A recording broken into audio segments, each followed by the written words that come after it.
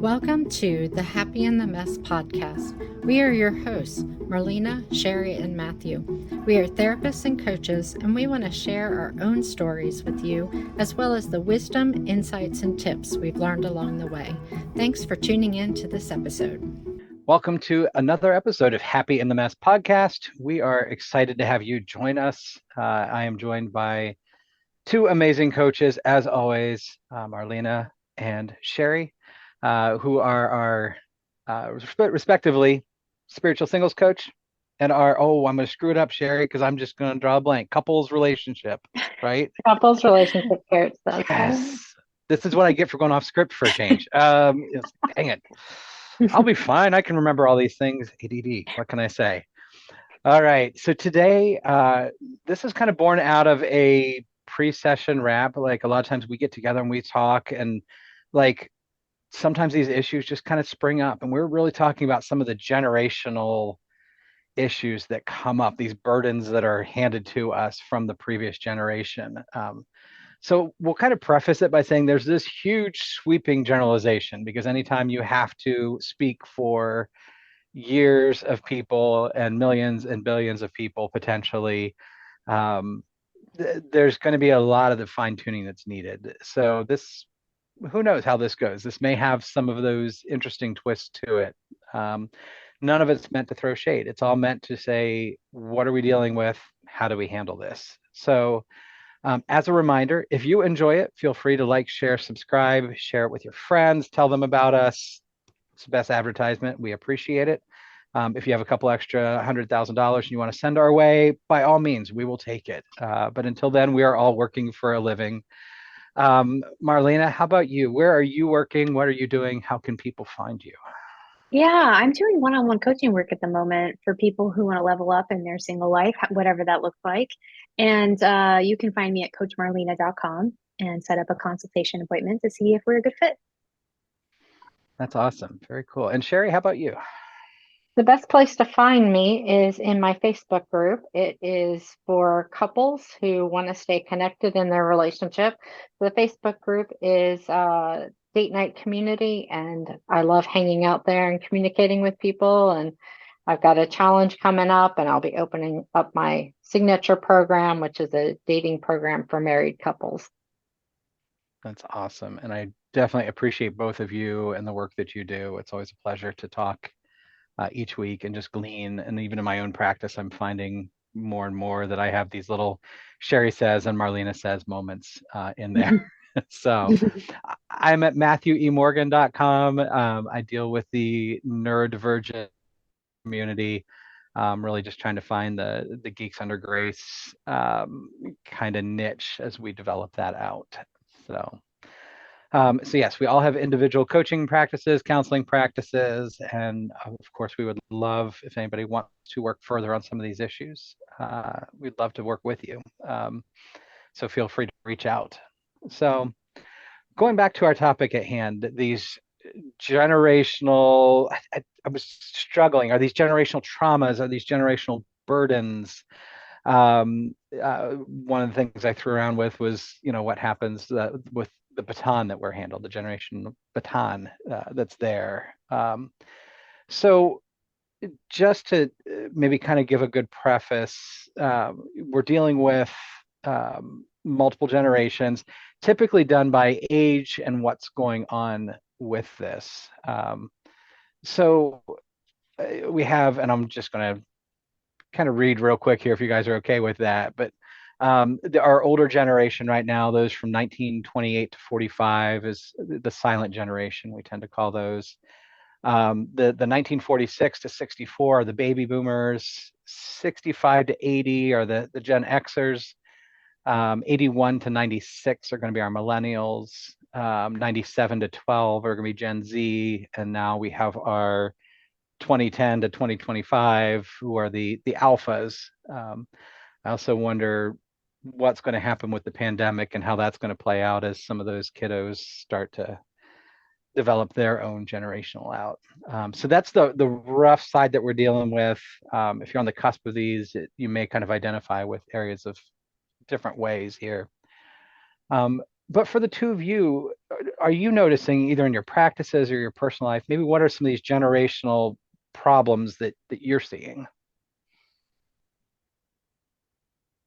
Well, I am in Generation X, so I probably identify with that the most. I know that my peers and, well, people my age, we're dealing with kind of being at that point in your career when you've kind of gotten focused and done the thing, and now you're starting to think about retirement. Um, but there have been some cultural shifts that it's like we were in the midst of some cultural shifts. So the generation before us had some pretty clearly defined male female roles. The generations after us have really questioned those and brought some really different views on what those roles should be. And my generation was kind of in the middle of that, where we were trying to change things, but still when you grow up in the soup, you don't know you're in the soup. And so there are a lot of times that I'll say things and my kids will be like, that's not okay. And I'll be like, what are you talking about? That's something we've always said. And I'll have to stop and be like, oh, right, that's just the culture that I grew up in, and things really needed to change. So like we were trying to create change without really being able to see that we were in the soup at the same time. So I do see a lot of generational issues that are related to how our culture is changing, and relationships and male female relationships. And now we're not even talking about male female relationships. We're talking about relationships with a lot of different variety in orientation and identity. So I don't know. Did I answer your question? Because I'm like all over the place with this. No, you absolutely. Well, and that's just it. This is such a huge topic, and even with that, right? We're recognizing there were a lot of things that have been handed down. I love your analogy, right? So we're in the soup. What is in our soup as we start to process it out? So Mhm. absolutely, Marlena. What about you? Do you notice things? I don't want to call it Yeah. generations here, but what do you see in yours? Well, So. I have seen a lot of shade. I'm in the millennial generation. And so I've seen a lot of shade thrown at millennials for being entitled or selfish or, yeah, thinking that they are owed something. And I've being in this generation, I've noticed that we've done a lot of unpaid labor with internships. A lot of has been asked for us to give a lot of ourselves without monetary compensation or any other kind of benefits. We're part of the generation where there aren't pensions usually with jobs, where there aren't, and that includes the generation after millennials, which is Gen Z. Um, and just like not where their parents were. So my parents are in the boomer population, and so where they are economically is not where their parents were at the same age. And so I'm noticing, and that is true for Gen X. I was just doing some research that their net worth was like cut by 45%. I mean, so there has been, I mean, and we can look at, the economy and inflation and all these things that are contributing to that. But I've also noticed that like boomers had more security, it seemed, in their work in the workforce, and a lot of times, and they had the pensions and more, you know, um, cushion packages, whereas the subsequent generations, not necessarily so. Especially, it depends on your profession, et cetera. But I noticed that a lot of millennials are still struggling to own their home. A miracle if they own their own home with their own money. That's often not the case. Um, some of them are raising kids and taking care of their parents who are older and need help.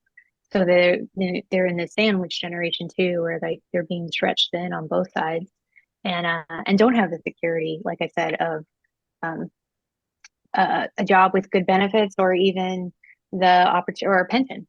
So I think, but they are considered, ironically, the most educated generation, the millennials, whereas Gen Z are now thinking that they can do well without having gotten a generation. I was just doing a little bit of research before this podcast on what's different between them. And the millennials came in with all of this technology. They learned how to, text and email and all these things. And whereas the Gen Z were already like kind of in it.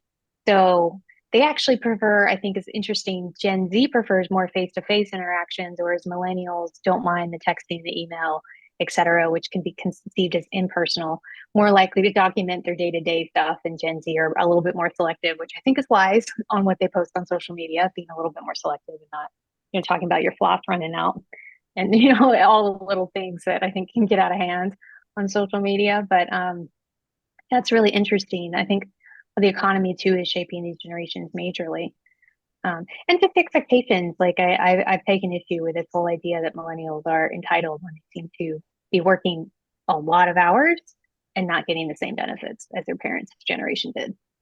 Marlene, I really appreciate I really dislike when millennials are put down because I really think that they have challenged some of the cultural ideas that would have been accepted in my generation and before, but really they're based in hazing and you have to do put in your dues, and it doesn't matter how much education or experience you have. If you haven't jumped through these hoops, Mm-hmm. you don't get the respect. And I think that they are really putting some pressure on the workforce to say, like, we should be people first, and our Mm-hmm. jobs should support doing that. And I think that is a wonderful new concept that's coming into workplaces. So I think the shade gets thrown, the complaints get thrown because people don't really like change. But I think some of Mm. these changes are really for our better.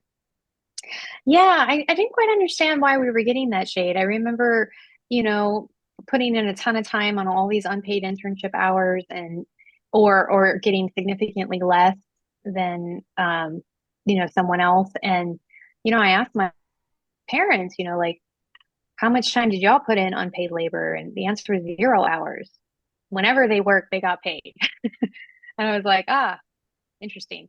So I feel a little guilt. I mean, I guess I have a little bit of a chip on my shoulder, like, wow, I put in perhaps even years of labor with no pay, which really sets me out of the social security system, which we're not even guaranteed anyway, and all of these things. So it's like, I feel like a lot of the labor is being the previous generation is benefiting from, which, it is what it is. I suppose I could move to another country if I really, really don't like it. Yeah, definitely. And we're going to address like what are some of the things we can do. And I think sometimes even that idea, like, well, if you don't like it, leave, that really comes from kind of an entitled position, and what you're essentially communicating, not that you did this, Marlena, right? But what we communicate, right, when we call somebody millennial, when we label somebody by their generation, is kind of sit down, shut up. We don't want to hear Mm-hmm. from you. Oh, And absolutely. yeah. Sorry, I just wanted to say I had I'm not going to name names, but a boss in the past who would always say to us when we would kind of push back against the working conditions or like would address something culturally within the workforce that was toxic. And he would say, if you don't like it, go work at McDonald's. They're hiring.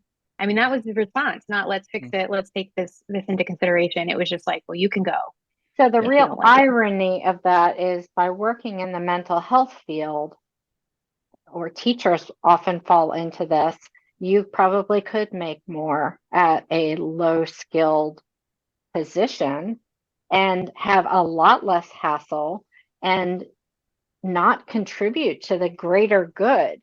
But we don't reward people based on what good they give to the society. That's not how we work out our scale. But yeah, I've worked with teachers who in the summer will take a part-time job doing something like, I don't know, working at Hallmark and making the same or more money than they do in their full-time profession. So yeah, maybe that was good advice of go work at McDonald's. I've always said one of my pivotal crossroad moments in my counseling journey was when I was early on in my career. It was a Friday night, and we wanted pizza, and this is back in the dark ages when I could actually eat gluten. And I remember we could not afford the delivery or the tip, so we drove to the pizza place, and they're advertising delivery drivers at $2.50 an hour more than I was making as a mental health clinician.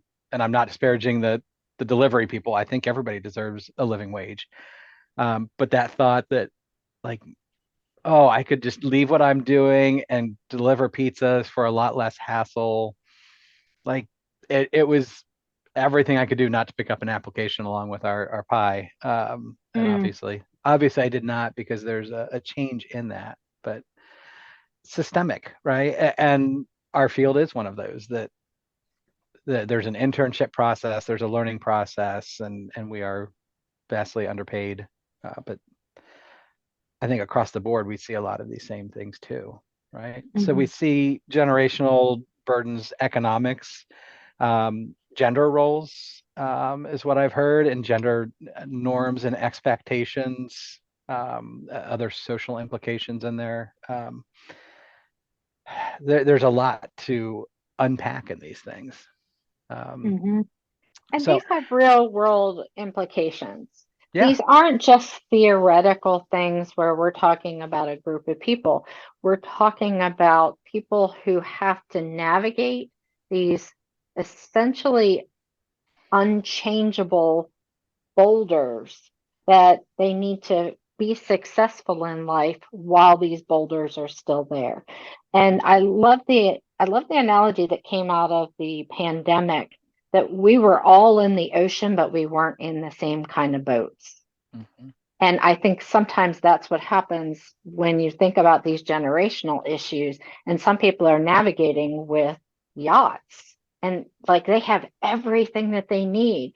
And some people are on a life like this raft that was taped together with duct tape, and they're just hoping to stay afloat. And Mhm. so these these just become they can become burdens. They can become too much. They can become roadblocks that feel really unfair, unequal. mhm. Mm. I will also say something that I've noticed with the generational differences is the boomer generation is less likely to seek out mental health as well, and or poo-poo it or roll their eyes at it or be like, but we're fine. We got through it. It's not needed. And I'm noticing like millennials and sometimes and Gen X too. I love it when I get Gen Xers and baby boomers. I think it's wonderful that they're working on their mental health. But millennials and Gen Z are like I think make up a bigger majority of the people I see, both in coaching and counseling, because the stigma is not as heavy there, and they're more likely to seek out that help. Absolutely.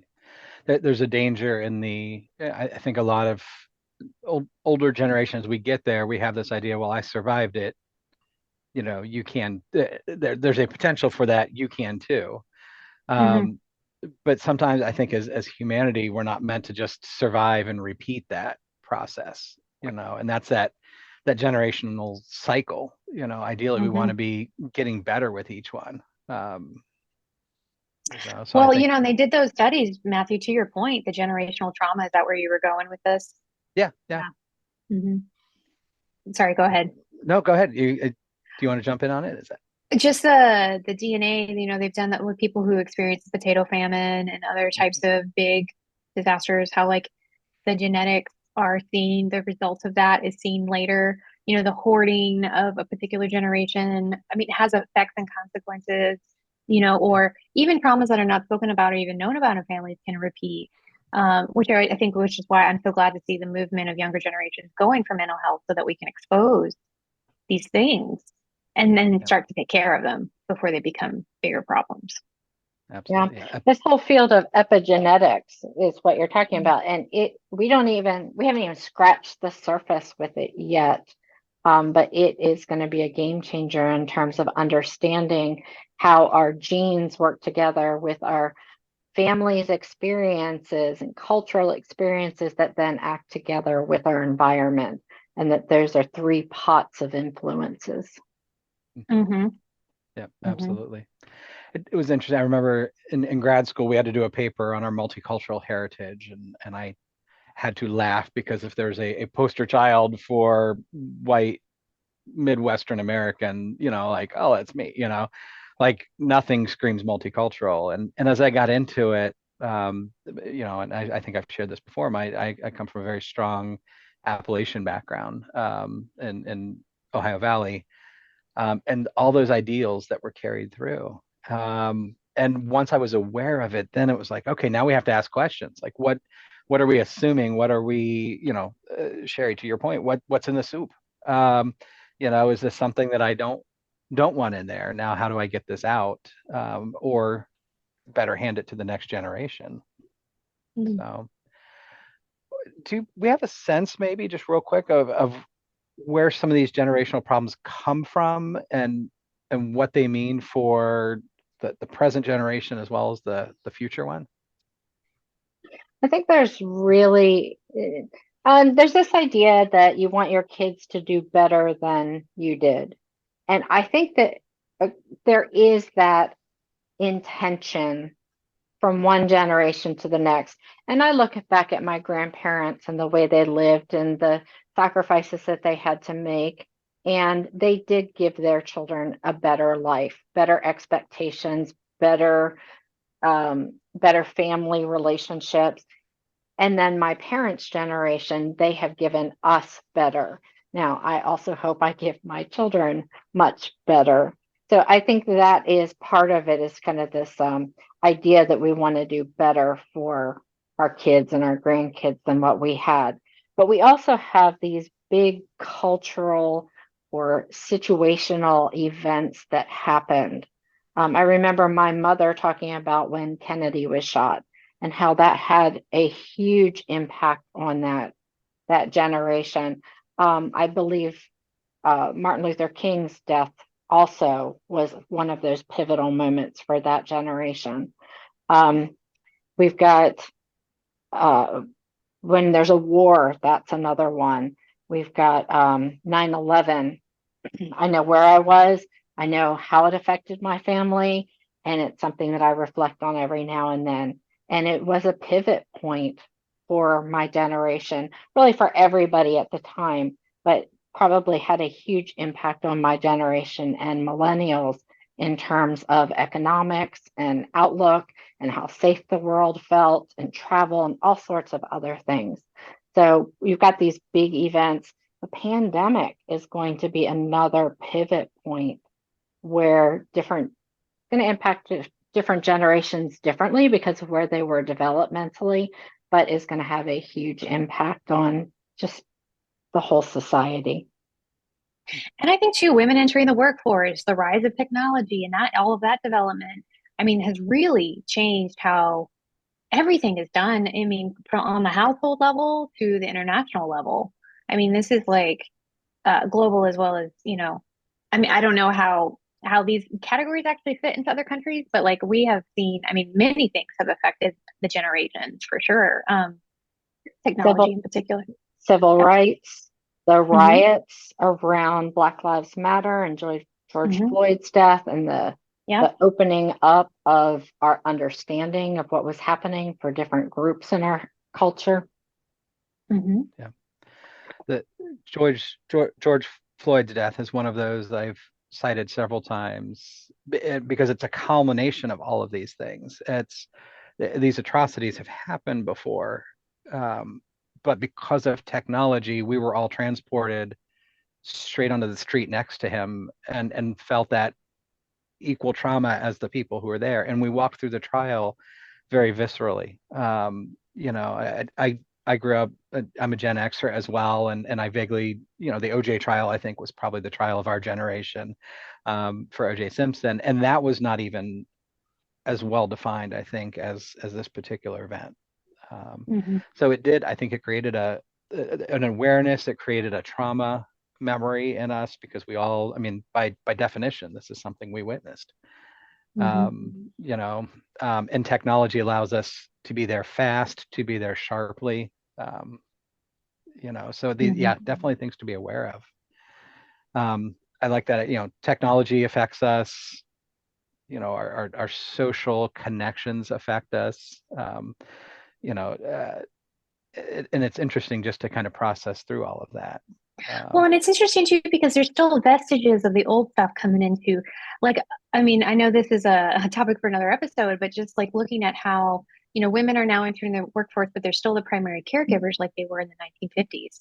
So now we're seeing sort of this inequality that's happening. And when it's still like, I had a family member once tell me like, you know, independent woman, entrepreneurial, all these things, got married. And her husband was like, why aren't you patting the tortillas every morning? And she's like, excuse me, no.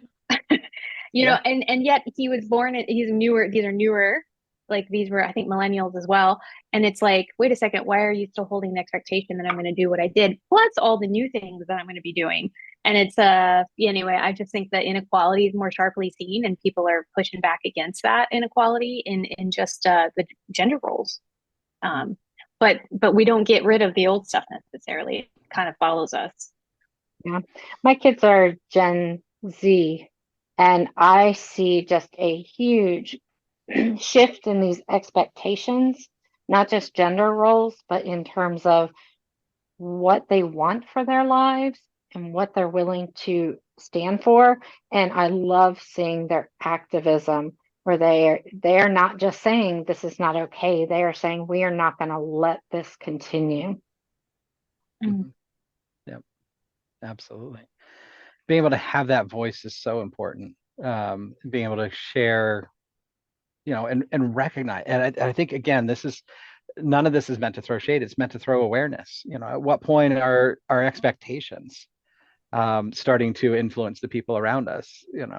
Absolutely. Can we work all day and still make the tortillas? And like, no, like it's not fair. It's not equal. So we have to question it, and it comes with, I think, a lot of times either a rage. It can come with an anger, and I think the more that we're not heard, the more the anger tends to build, because as we know from emotions, anytime we squash them down, they will find a way out. They either find a way out in your body, or they find a way out in your words.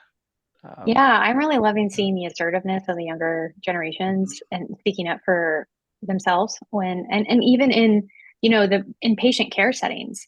I've had a lot of discussions with my mother around this. Like when she goes to the doctor, it's like, doesn't question a thing. And I'm like, no, you got to ask questions. What is this Yep. for? Why am I doing it? For how long? She's like, I don't even think about that. And because her generation didn't, and there's still that patriarchal structure, even in the medical profession. Like, I'm going to tell you what to do. And this is not a collaborative or negotiative process.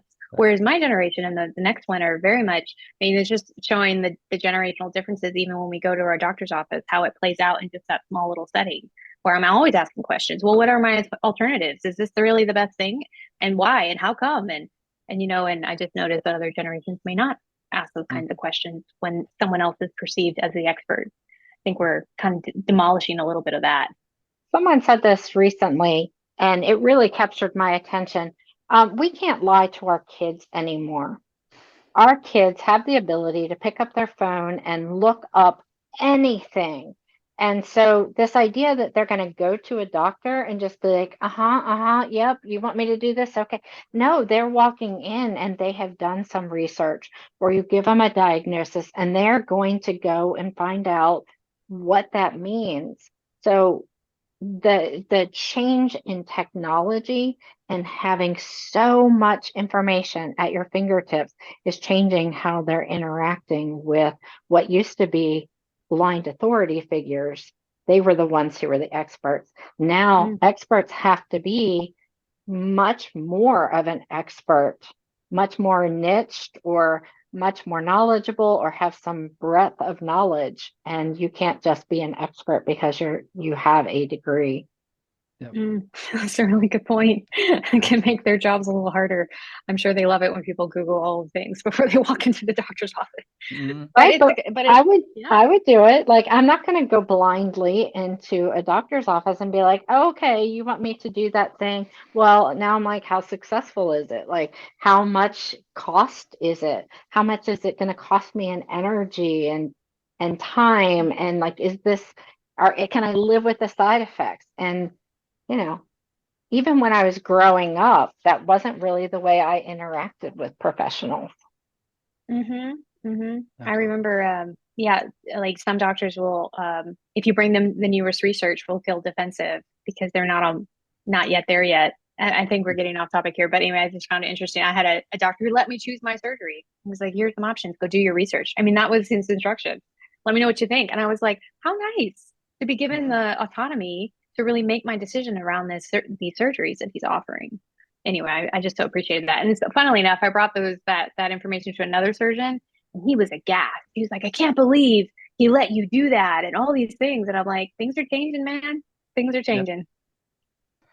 I think back to 1985-ish, me, working on research papers with the card catalog at the library, like pull this thing out. You hope the book's there and it doesn't have too much dust on it. And it was sometime in the last 40 or 50 years, and now it's just like, I can bring up, I just did a research chapter for a book and I'm like, oh, let me filter by the last 3 years worth of research. And, and it was all right there. Big differences. So Yeah, I remember that you had to hope that the book that you needed, the topic was at your library. And if it was not, you might wait a couple of weeks for a book to come in, or you might just not be able to write about that topic. yeah. Mhm. Yep. Mhm. Such a difference, the knowledge that's there. So Mhm. with that, as we bring things home, right?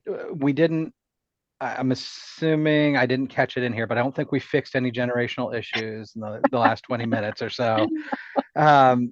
We highlighted them. We tried to do it without throwing shade, without, telling people they're not heard. We want everybody to be seen or heard. But just as we bring it, what can people do when they find the fly in the soup, or they find that the boulder that you had mentioned, Sherry? What can we do to move over, around, through some of these obstacles just to get through our days? It's all good questions, Matthew. I mean, one thing that I've appreciated about just now, and I mentioned it earlier, is just the availability of mental health and the acceptability of that, and getting help from um, professionals and sometimes peers, right? I mean, coaches and counselors, but also, with the access of information, we have a lot of people who are very knowledgeable in certain areas without necessarily a degree or certificate. And I think that's just great that people are more widely educated in a variety of ways, and we can lean on that. And I love how millennials and Gen Zs are closer to their parents and are able to have some of these conversations, which is really nice. That openness and transparency between the generations is something really to be treasured, I think, which can be very helpful in navigating generational trauma and other things. I would add curiosity to that. When we stay open and curious, then we are more welcoming to different ways of thinking and different ways of doing things, and less judgmental that change is bad, and we don't want either what was, or we don't want change. So just being open and willing to hear each other, willing to have conversations. Not the kind of conversation where you're like, I already made up my mind. I'm gonna try and convince you of what I know to be true, but curious conversations where you want to know how someone got to their opinion, and what are the pieces that they are prioritizing that make that opinion valid. Mm. So what you're saying is we need to listen to one another. Mm-hmm. Well, listening, it's good. To Mm-hmm. hear, to understand. Absolutely. I think for me, one of the things that came up was also, and we need to be connected with some of these differences, but I think we also need to find our tribes. And I think technology has done an amazingly good service for this, because we can find, in a small community, we might not find somebody who's like us. They may not have the same sensory issues or the same gender identification system or any of those type of things. And we can feel very outcast. But within those outcasts and the weirdos and the misfits, I think a lot of times when you start looking, you can find those people, and find your support and know that, like, this is okay. This bubble is okay, even if the rest of the world is kind of somewhat bonkers on this. If we can kind of hold to our tribe, I think there's some beauty in that as well. Mm-hmm. So all good conversations from you both. Any last minute take home stuff before we sign off that has come up today that we either want to pass along or pigeonhole for a future episode? If you find that you resonate with some of the stuff or disagreed, please comment in the comment sections if you fall into one of these generations, and correct us if we made any mistakes or give us your opinion. We'd love to hear from you. Don't demonize anybody. The differences are differences, and they aren't necessarily good or bad. They have repercussions that are good or bad, but they are not in and of themselves.